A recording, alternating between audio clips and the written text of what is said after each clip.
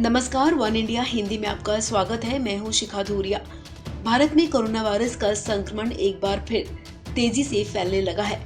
आलम यह है कि संक्रमित मरीजों की संख्या अब 90 लाख के पार हो गई है।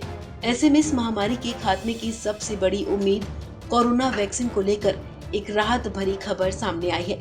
वैक्सीन बनाने वाली company serum institute of India के CEO अदार पूनावाला ने कहा कि स्वास्थ्य कर्मचारियों और बुजुर्गों के लिए ऑक्सफोर्ड कोविड-19 की वैक्सीन अगले साल फरवरी 2021 तक आ जाएगी। उन्होंने उम्मीद जताते हुए कहा कि आम लोगों के लिए ये वैक्सीन अप्रैल तक उपलब्ध हो सकती है। एक कार्यक्रम के दौरान सीरम इंस्टीट्यूट ऑफ इंडिया के मुख्य कार्यकारी अधिकारी अदार पूनावाला ने कहा कि आम जनता को जरूरी 2 खुराक चाहिए होगी, जिसकी कीमत 1000 रुपए होगी, लेकिन ये टेस्ट के अंतिम नतीजों और नियामक की मंजूरी पर निर्भर करेगा।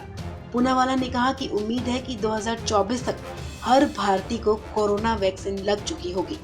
उन्होंने ये भी कहा कि भारत में हर व्यक्ति को टीका लगने में 2 या 3 साल लग जाएंगे। ये केवल सप्लाई में कमी के कारण नहीं, बल्कि इसलिए भी क्योंकि आपको बजट, टीका, साजो सामान, बुनियादी ढांचे की जरूरत है और फिर टीका लगवाने के लिए लोगों को राजी होना चाहिए। अदार पूनावाला ने यह भी कहा कि ये वो कारक हैं जो पूरी आबादी के 80 से 90% लोगों को टीकाकरण के लिए जरूरी है।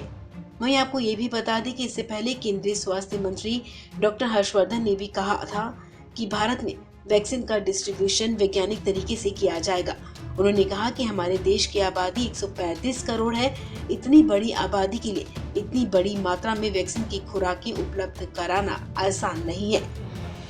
जुलाई से अगस्त 2021 तक हमारे पास 400-500 मिलियन वैक्सीन की खुराकें उपलब्ध हो जाएंगी।